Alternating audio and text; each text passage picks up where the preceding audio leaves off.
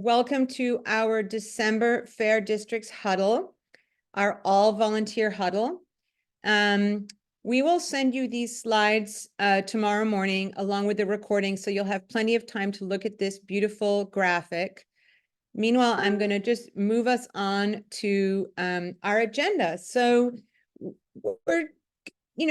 we've had a lot of questions about the amendment itself. So we're going to go over a little bit about the proposed amendment itself, the Citizens Not Politicians Amendment.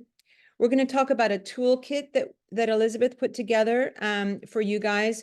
We're going to talk about what's happened to our current map situation and the lawsuit around that map. We're going to talk about volunteering and training and signing up to volunteer. And then we're going to send everybody off to have a happy holiday. So once again, don't worry, you will get slides and a recording tomorrow as a follow-up. And please put all of your questions in the Q&A box. And with that, I am going to hand it over to Catherine Terser. Hi, everybody. So one of the things that we put out there was, a survey just to kind of understand where people were and kind of the kind of questions that they had. And a lot of the questions really came down to the amendment. So during this huddle, I'm going to kind of quickly go through, some of the details, and then we'll have some time for questions. And so I thought we would start with, we are here today because Ohioans changed the Ohio Constitution. We put in good rules that prohibited gerrymandering. We put in good rules that focused on keeping communities together. But instead of getting fair districts, we got wildly gerrymandered districts. And that's just not fair, and we deserve better. And we know that, gerrymandering is the manipulation of district lines for partisan advantage. And we know that when you manipulate those district lines, you're manipulating elections. If you're manipulating elections, you're manipulating public policy, and we deserve better. I just looked and I see that there are 151 people that are here today for this huddle. And I think one of the things that's been really moving is just the sheer number of people that are really coming out of the woodwork to say, hey, I want to collect signatures. I want to make sure that I promote citizens, not politicians. And so the solution is really in the name, citizens, not politicians. We have these folks, elected officials, who didn't follow what we put in the Ohio Constitution. They didn't care what the Ohio Supreme Court said. And so we're taking away the map making and we're creating an independent Citizens Redistricting Commission. And I think it's important to think, there's states that do this. So there's everything from Arizona to our neighbor Michigan. We also have California and Colorado. And so we know that this is a model that can work, and it really focuses on saying, okay, it is too tempting to gerrymander, that we need to take these folks out of the equation because they just can't be trusted. They think about their own political careers, they worry about their friends, they worry about their political party, that in fact, it's too tempting. And so we're talking about having a commission that is going to have 5 Republicans, 5 Democrats, and 5 unaffiliated. Now, some of you asked this question of like, okay, well, wait a second. It doesn't actually say that in the amendment. Well, that's true. It doesn't say Democrat, Republican. And that's because when you do an amendment to the Ohio Constitution, you want it to last a while. And while it's highly unlikely that the Whigs are going to become one of the major parties, and it's highly unlikely that the Slytherins will, or all of us on the Greens will, it is possible. And you want to ensure that that's possible. So it's considered the top 2 political parties, or the major political parties, plus folks that are unaffiliated. And unaffiliated means independent. Now, if you'll move to the next slide, Mia. So the next kind of questions really come to like, well, wait a second. So you say Democrat, Republican, independent, or unaffiliated. How can we be sure that these folks are actually what they say they are? And actually that process is going to be up to a panel of retired judges. They're going to be seeking the applications, looking to see who the folks are, and the folks that give kind of a, some of this is super easy. If for 2 consecutive even numbered years, so let's say 22, 24, that a voter participates in the Democratic primary, well, they're clearly a Democrat. So that just becomes super easy. But it's not always easy. And that's one of the reasons why this is a truly open process and open to public comment, because it's going to be up to folks to say what their political party is. And because, we know some nonsense can occur, it's important to know that all of the interviews to become part of this commission are going to be public, so we can watch them and then we can actually make a comment. If we know, for example, that somebody who is our neighbor is saying they're a Republican, when we know they always have a bunch of Democratic signs up, or we know they contributed to Democratic candidates, there will also, when I say this, there'll also be that vetting process where, there's going to be a firm that's going to look to see, what about their social media? So I think as we think about this establishing partisan affiliation, I really do think that public transparency and the commitment to drawing maps is painstaking, takes a really long time. And, when they're doing these interviews, going to be looking for folks who are really committed to the process. And Mia, if you want to move to the next slide. Now, as we're thinking about this, I always tell people this stuff is detailed. It's not complicated. It's just detailed. And so, you have the bipartisan panel of judges. So there'll be 4 judges, 2 Democrats, 2 Republicans. And they are going to work with a firm to do the application process. And to think about this as a real vetting, that what we want to make sure is there aren't the conflicts of interest. We want to make sure there's a real commitment to creating good, accountable folks. Now, I got a question here from Carol. She says, well, what'll be the party of the retired judges?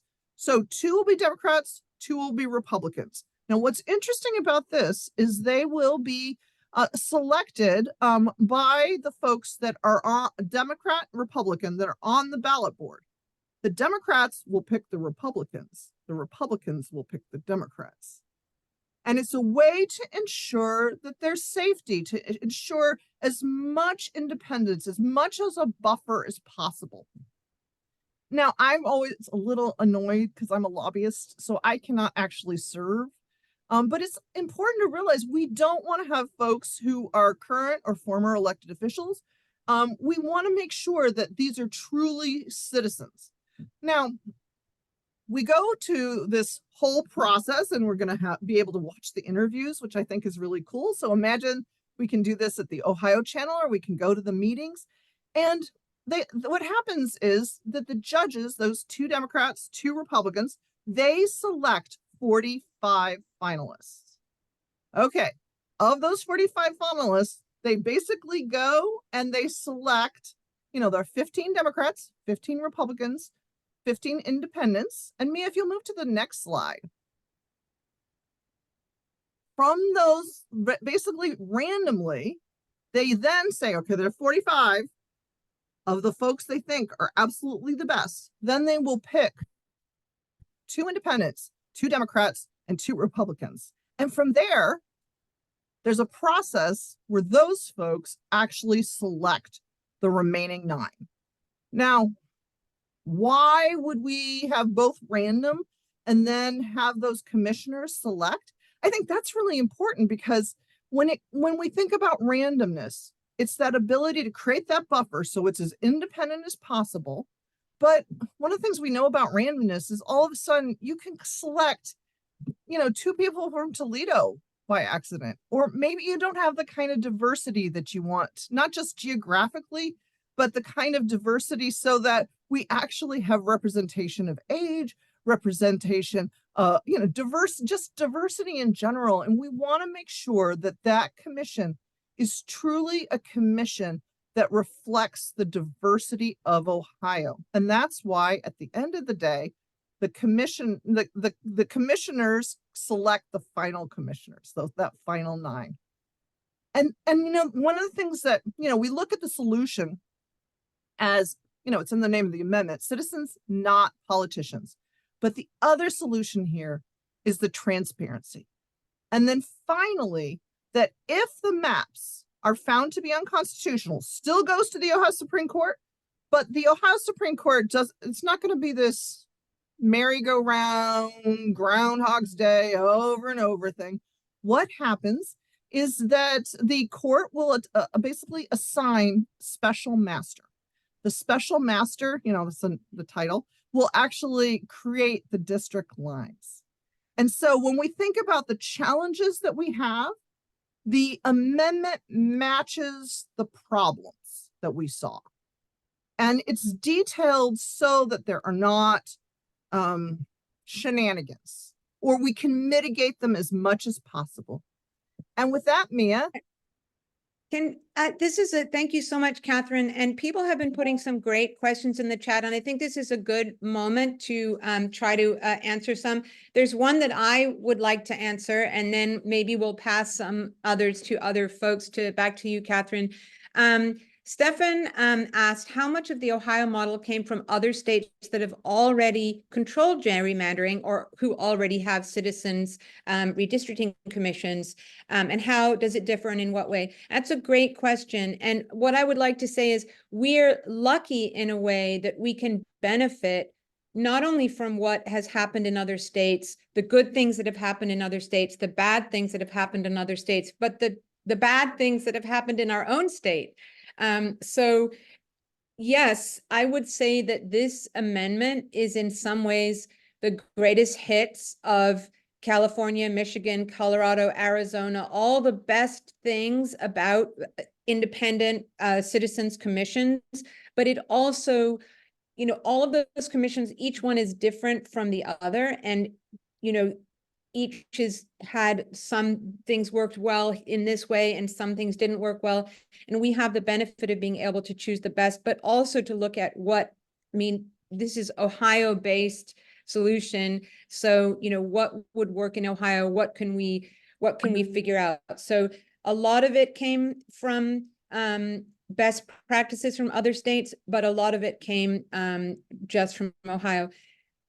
Just to give, let me think of an example of what is different and in what way. The number of commissioners, I would say, or the balance between the different parties is a little bit different in each of those states. The selection process is different. Some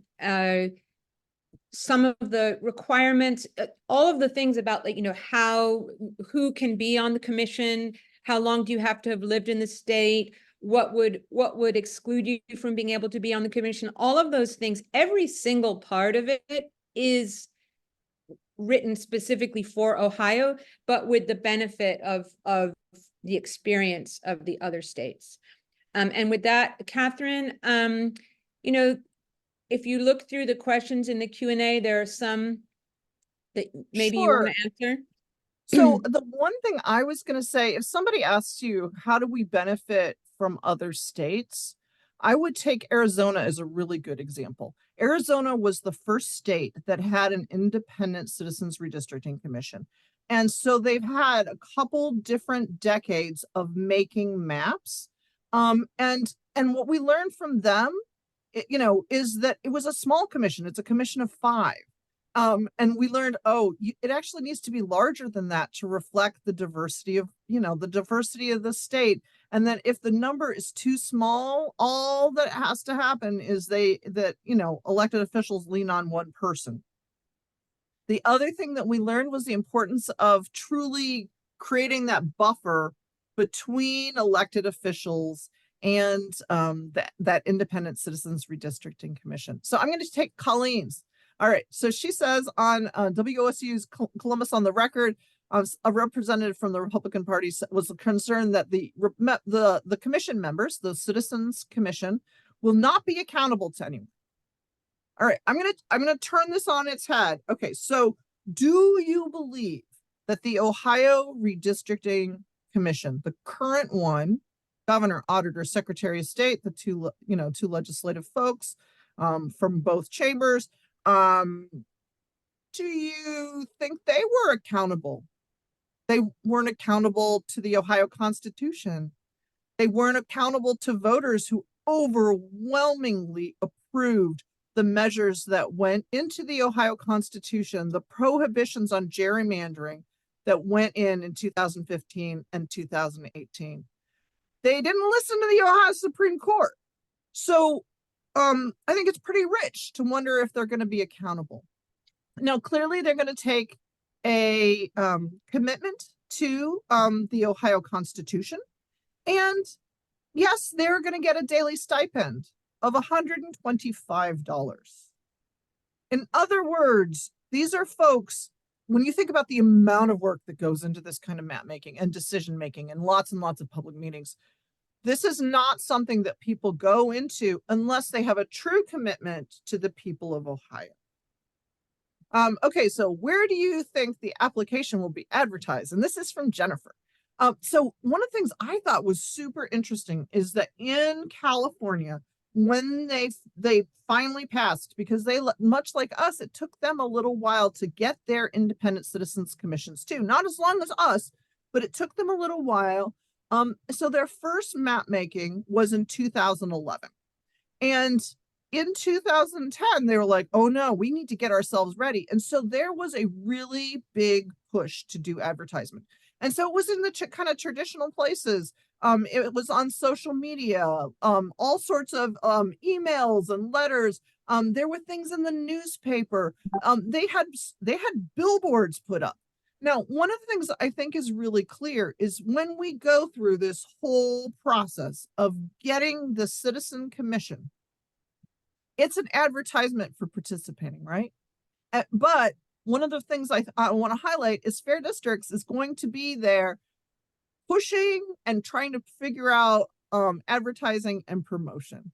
And we're going to be asking you all to send in your applications for sure. Absolutely. Great questions in here. I'll just do a super easy one. Janice, will this go into effect with the next census? Actually, if we successfully get this on the ballot and if it passes, if it wins in November 2024, then the commission will be established in 25 and maps will be drawn and they will be used in 2026 because it changes the Constitution. And so that kind of resets everything. And so we don't actually have to wait until the next census, which is great because we don't want to wait until 2032 to be voting on fairer districts. We want to vote in 2026. We wish we could have voted earlier on them, but at least that is better. Catherine, other questions? So I think there was a question in here about who actually wrote the amendment. They say guidelines, but the amendment. And I think the best way to think about this is we did rely on some experts. So we relied on some common cause experts, of course. We relied on some Brennan Center for Justice experts. We relied on the Chief Justice, meaning we relied on Maureen O'Connor, and she really guided the process.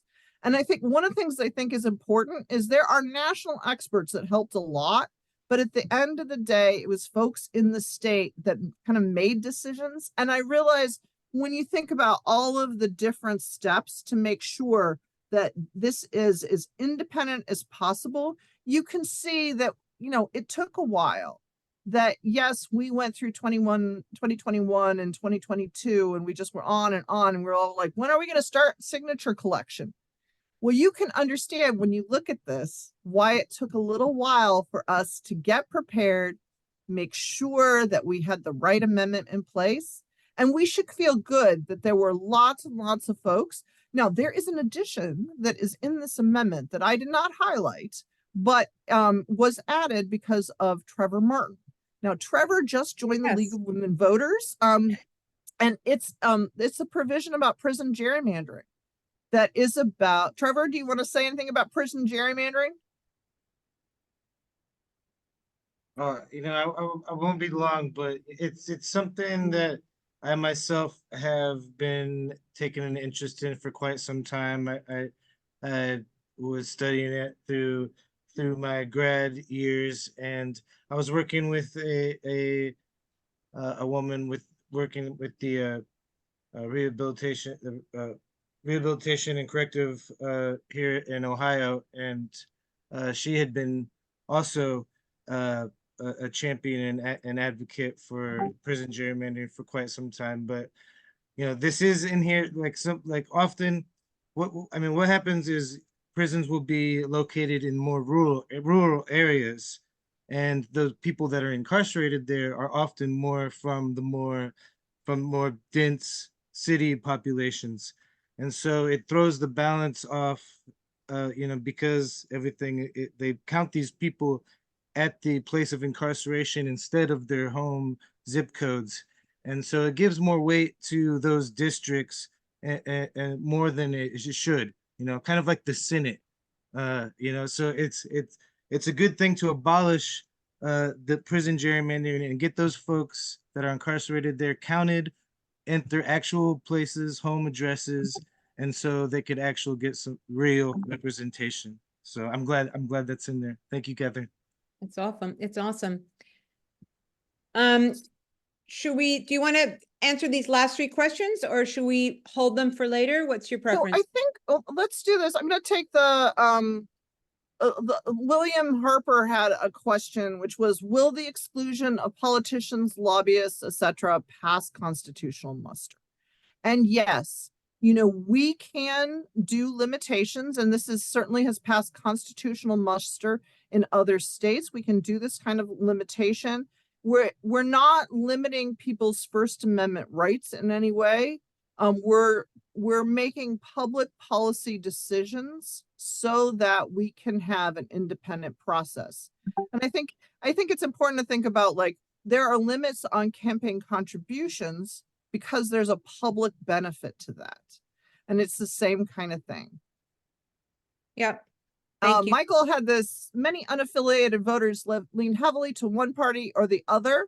And this is one of the reasons why it's incredibly important to have that open process and to really encourage people to both be as truthful as possible about whether they actually consider themselves Democrats or Republicans.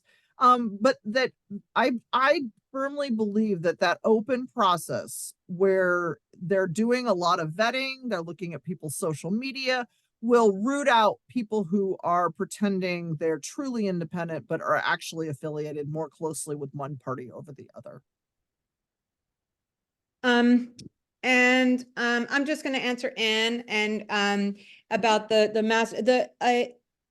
map drawing master is like the folks that were hired, independent map drawers. There are people, they will be selected at the very beginning of the process, again, in a completely bipartisan way. Those people will be selected and agreed upon at the beginning of the process before there's any issues come up.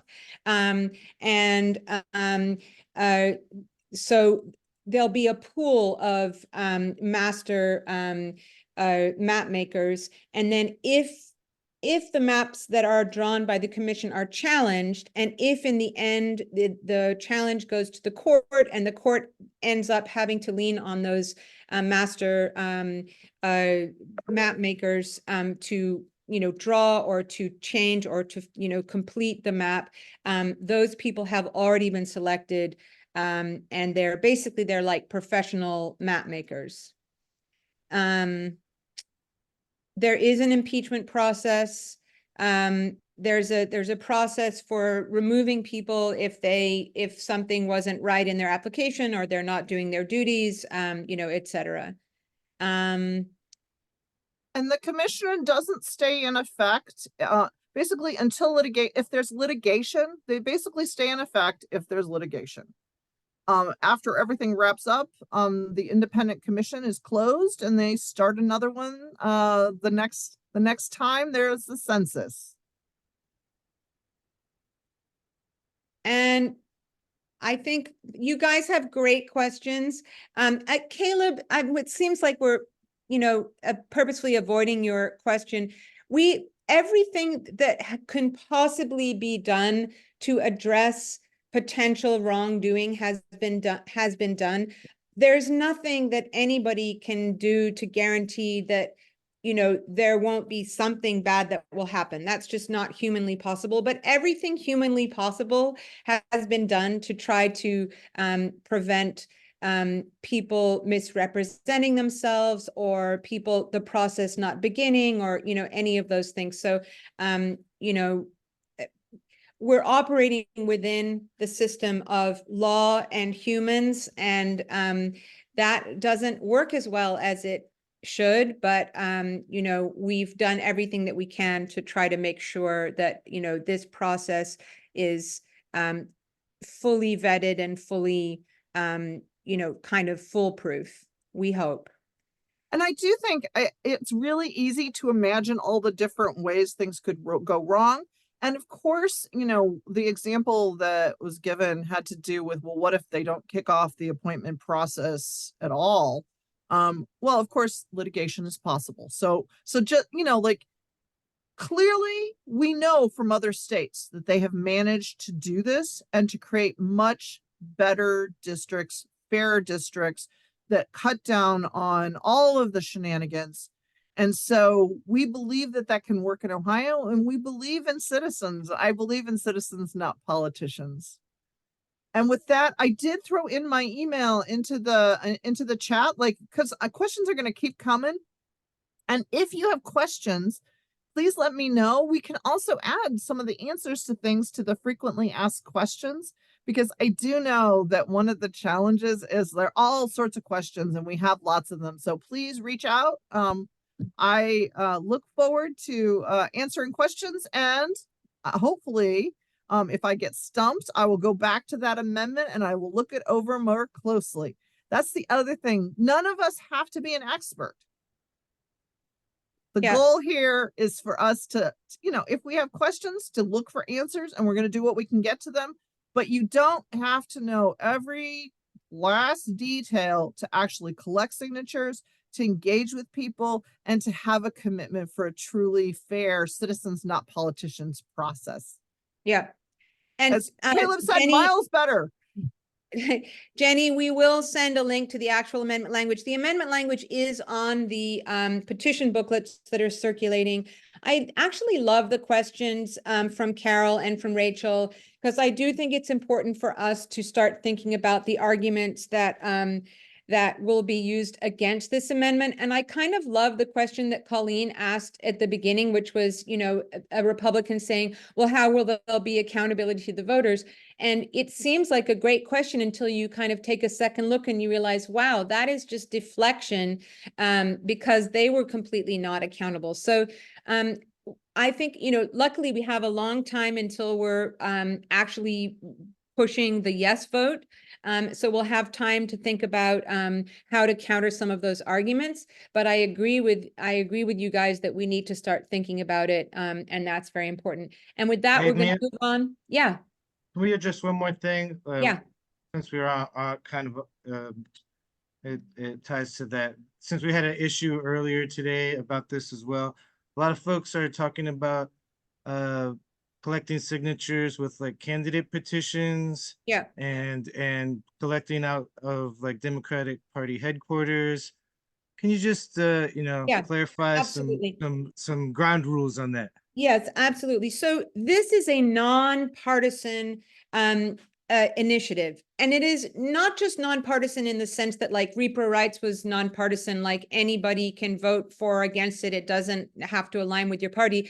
This is nonpartisan in the sense that we're trying to take politicians totally out of this process. And it's really important that we not seem to be aligned with one party or another. Now, I already did send a private message to the person who was writing in the chat about collecting at party headquarters. You as an individual may have a party affiliation. You may be a member of a party. You may be a member of a party club. But when you're collecting signatures, you're collecting as an individual. Please do not be collecting as the party or from party headquarters. If there's an event going on and you want to go as a volunteer and collect signatures at that event, that's fine. You can collect there. You can collect anywhere. You can collect at Democratic headquarters. You can collect at Republican headquarters. But please, please, please, please, please do not send around an email or put up a poster that says, Ashtabula County Democrats are hosting a party to sign signatures at party headquarters and send it around from a party email. It's really important because when we're talking about these kinds of things, that the arguments that we'll be fighting against, the biggest argument will be, well, this is just for Democrats. This is just so that Democrats can get more seats because they don't like the fact that Republicans have so many seats. And that's actually not the case. The truth of the matter is that this is about making fair elections. This is about making maps that represent the people of Ohio, and that so that our politicians are accountable and they have to listen to us regardless of their party. And so we really have to work hard. And it is a little bit difficult because we know that, you know, there are a lot of Democrats who are concerned about our democracy, and that's fine. They are very welcome, and we love everybody. But we don't want folks to be advertising that this is happening at party headquarters. So that is important, and I hope folks understand why. We love what you're doing and continue what you're doing, but just don't do it as an official party event. If there's a party event and somebody wants to go and collect signatures, that's great. Just don't send it around that way. Yeah. Why does the petition booklet have to cross out text? Because it has to change the previous rules that are in the Constitution. So that is just literally saying all of these parts of the Ohio Constitution will have to be crossed out because there's this new system of drawing lines that will be in place. And with that, I'm going to move to the next slide. Thank you guys so much. I really appreciate how much you care about this, how much you know about this, how invested you are in it. And I will say that, you know, the folks that are coming in to this battle and seeing the quantity of volunteers and the intensity of volunteer engagement, their minds are blown. They just can't believe it. They're like, who are all these amazing people who care so much about redistricting? Well, we've been at it for a long time, and you have been at it with us. And so, you know, that makes Ohio really special, which is great because we need to get a lot of signatures between now and July 3rd. We have to get 10% of the last gubernatorial vote, which is 488 valid signatures by July 3rd. And not all of them will be valid if folks are not registered where they think they are, if they move, if their names are illegible, if, you know, something else happens, those signatures won't be valid. So we're aiming to collect a lot more than is required, at least 700,000. And a lot of those will be collected by volunteers. At least 200,000 we're hoping will be collected by volunteers. Volunteer signatures are superior to other signatures because you all get to have conversations with the people that are signing. You're more like the signatures are more likely to be valid because you're going to check and make sure that that person is registered there. Of course, volunteers' signatures save money. We don't have to purchase that signature through a paid signature gathering firm, which leaves more money for advertising and all the other things that we'll need to do when we're pushing for a yes vote. And volunteer signatures are more likely to result in people remembering to go out and vote for that as well. So your participation is really important. I know a lot of people on this call are linked in already to our whole volunteer structure. But if you're not, you know, there are other ways to participate. Certainly we welcome you and we hope that you come and collect signatures, but there are other ways to be involved with this campaign as well.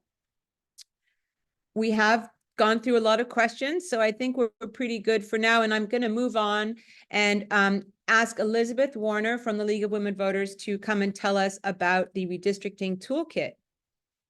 Hi, everybody. Can I share my screen? Is that okay? Sure. Well, thank you. I'm always very bad at this, so let's see how this goes. Okay, so thank you. Can you guys see that? I'm hoping. Excellent. So this is a toolkit. It was designed to help people be able to talk about the amendment and redistricting and gerrymandering a little more comfortably. And I know a lot of this is going to be pretty basic for folks who have been doing this for 20 years, and you could do it backwards and in your sleep.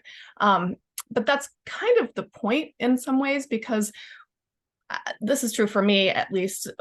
The more sort of complicated, deep knowledge that we have about things, the sort of harder it is to be able to translate that to someone who may be new to this. And that's who we really want to talk to, is people who haven't really thought about this necessarily before. They don't really have strong thoughts about it. They're starting to hear sort of rumblings about amendments and gerrymandering, but they don't really know what it's about. That's who this is for. So our goal with this is to provide you with kind of the essential tools and information that you need to effectively communicate the importance of this amendment. So with that, I just want to take you through it. We're not going to go through every bit of it, but I put the link for it in the chat for those who would like to follow along. And then later, if you'd like to find it, it is on the Fair District's website as well. So the first part is just kind of a table of contents and an explanation of what I just said. This kind of goes through the redistricting basics. So, what is redistricting? What is gerrymandering? Why is it bad? Why should anybody care? Kind of that stuff. And then the FAQs that some of you have seen already today, those are on the Fair District's website as well, and they're here on the toolkit. There are also graphics. So the first part is graphics that the Citizens Not Politicians campaign provided. It's their toolkit. So that has things like their logos, some graphics that you can use on social media, some copy for social media posts that you can use. And then I have something similar in our folder for Fair Districts and the League. This is very much a living document, and especially this part and one other part that I'll get to in a second. So this has some graphics in it, but I'm going to just keep building that as we go along. So this is my plug to just check back pretty regularly so you can find some new content in here.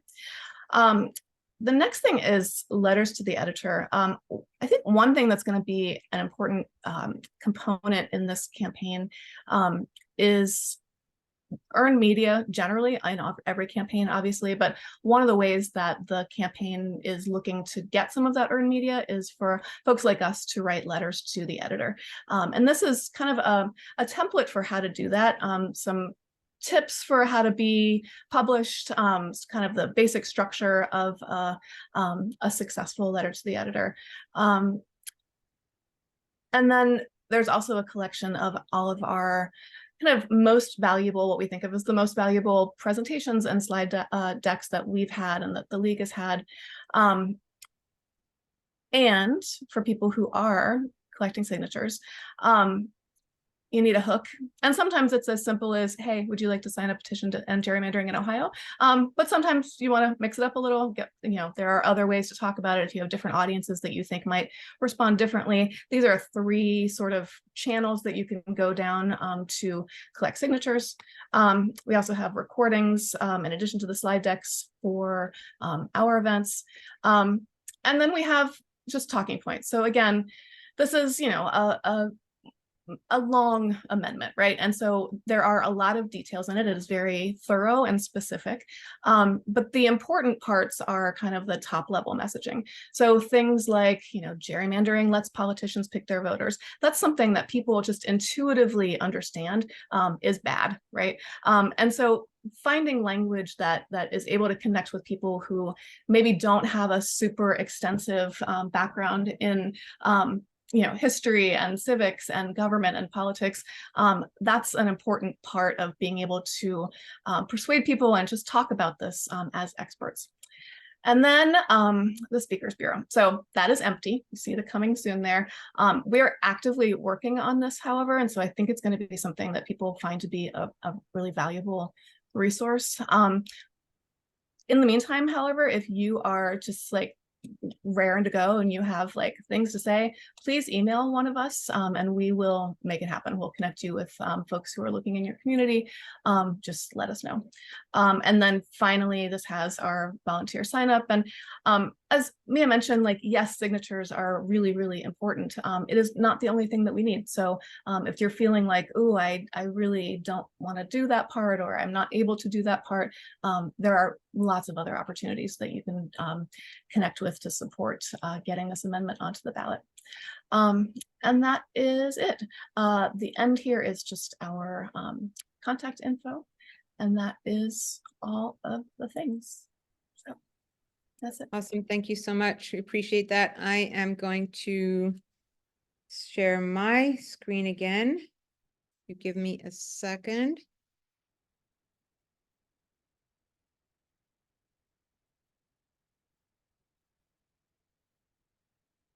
Okay. Thank you, Elizabeth. That's really helpful. We will, of course, be sending around the link to the toolkit in our follow-up. We'll also have a recording and a link to these slides, and the slides have all sorts of links in as well. So I think I can answer one of the questions, or Catherine was maybe answering it, that came up. What's happening with our maps at the moment? So we had these maps that were considered, that were ruled unconstitutional in a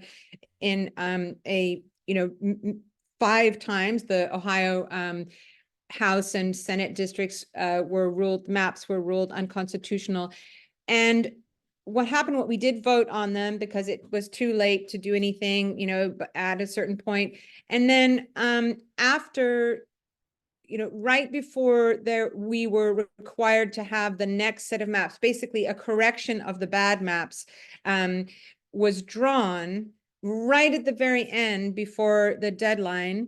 And then what happened was the redistricting commission, which was, the governor, auditor, secretary of state, and then legislative members from both parties in both chambers, they actually voted unanimously to accept the latest maps. So the latest maps are new maps. It's not the ones that were ruled unconstitutional.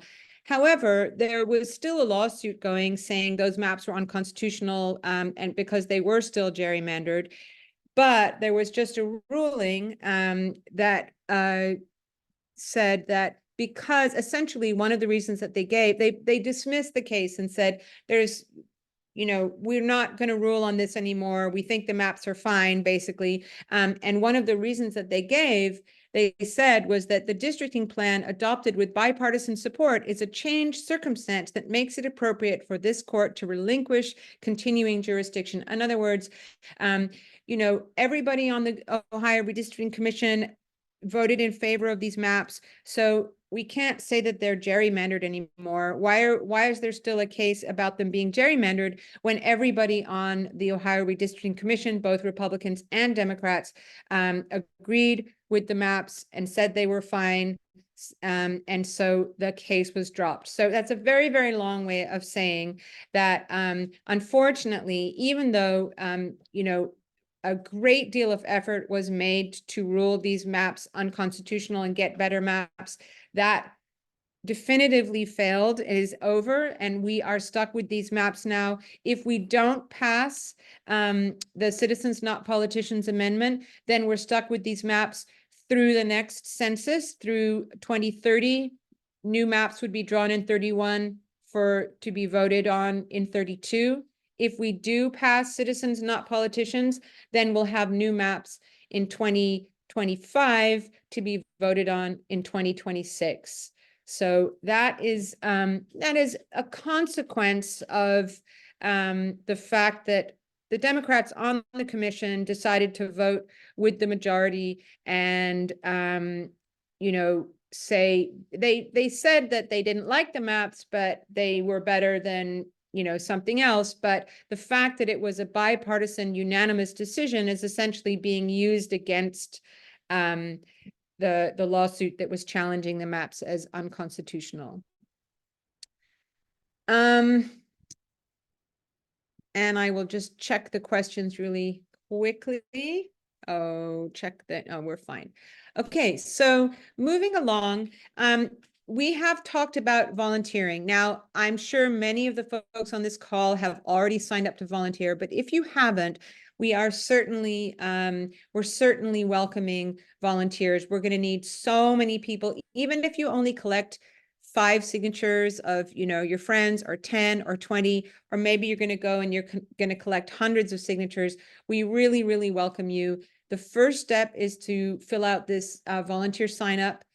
And what that does is it gives us your information and it enables us to put you in touch with somebody in your region. There's a couple of people on this call have told me they signed up and they haven't heard from anyone yet. Thank you for letting me know. I will make sure that somebody gets in touch. Send me an email or let me know, and I will make sure that someone contacts you. But after you sign up, you also need to train. Even if you've circulated petitions before for another ballot initiative, we want to make sure that everyone is doing this kind of according to how this campaign wants things to be run. So please do register for a training. We've got 5 options there, and you can take the circulator quiz when you're done. And we wanted to let you know about an event that's coming up next week. And Catherine, I think, will tell you a little bit more about that. And you might say to yourself, oh, this has nothing to do with redistricting, but all we have to do is remember the Arizona State Legislature versus the Arizona Redistricting Commission. That's a Citizens Redistricting Commission, and Rucho v. Common Cause, and the recent whole thing about, hey, the independent state legislature theory, like, shouldn't the legislature just decide? So the US Supreme Court is incredibly important. And I'm going to encourage you all to join us on Monday. This is at 6 p.m. It'll be a wonderful event. We're going to hear from people from the Brennan Center, someone who was with Sheldon Whitehouse for many years, named Alex Aronson. I think it's going to be a lot of fun, very informative. Tiffany's going to throw in a link where you can actually get some information. You can listen to a podcast if you want to, or do a little bit of reading before you get there. This is the kind of thing that is for the public. It's not intended to be for legal experts. But I know for myself, I always kind of want to get a little bit of a head start. So please, especially check out, we don't want to talk about Leonard Leo. So if you have an interest in dark money, if you have an interest in how the courts work, or some of the ethical challenges, for example, of Clarence Thomas, this is the webinar for you, and it's Monday at 6 p.m. Thank you so much. I'm just going to answer a couple questions in the chat. Karen is asking about, do you have trainings yet this month? We don't, but we do have a recorded training and slides and a quiz. So we will put that in our follow-up as well. The follow-up will go out tomorrow morning. We're going to put a recording that you can listen to and slides you can look at and a quiz. And so if someone is eager to collect over the holidays, they can certainly use that option to get themselves set up. There was also a question about, there's going to be party members want to sign the petition. It's fine to email your club members and say, hey, we have a signing going on at this place or that place. It's just when you start, advertising this is happening at party headquarters, or you're sending something out from a party email going around, we think of it as like you as an individual are a volunteer and you're going to go and collect signatures at this place and you're going to go and collect at that place. That's fine. We just don't want to broadcast it that it's a party event. I think that's kind of where the distinction comes in. Anything else happening in questions? Oh, I see 4 Q&As. Yes, Julie. This is different because, Catherine's typing an answer, but I'm going to say it out loud as well. This is different because the whole thing that happened was proof that politicians are not capable of doing this in a fair way. And so we're taking the politicians out of the process entirely, and we're giving it to citizens. And so that is, that is the difference, and it's a huge difference. Libby, I will answer you about that later. You don't need to worry about that. Sometimes booklets will be called in early. Don't worry about it. You'll get new booklets. And it may be that you don't need to turn them in right away now anyway. There is a way to do the quiz online. We will send that out to you as well. Guys, you are wonderful. We want to wish you all the very, very best for the holidays. If you're looking to get once you're trained and you've gotten your petition booklets, make sure to bring them around to your holiday parties. Just basically keep them with you wherever you go. And I think that's it. If there are other questions, we will try to answer them. Feel free to email us. And, we're always here to answer your questions, to get you involved. This is a huge group effort. We really appreciate all of your work. If you don't want to collect signatures, but you want to volunteer in some other capacity, we will do our best to find you something that works for you. We need all of your talents and your energies. And Catherine, Elizabeth, Trevor, Tiffany, anybody have any last words? Well, other than I'm so pleased that Santa actually signed the Citizens Not Politicians Amendment, this does remind me that one of the ways that we can actually show enthusiasm for signature collection is taking pictures. So I'm going to highly encourage folks to take some pictures, share on social media.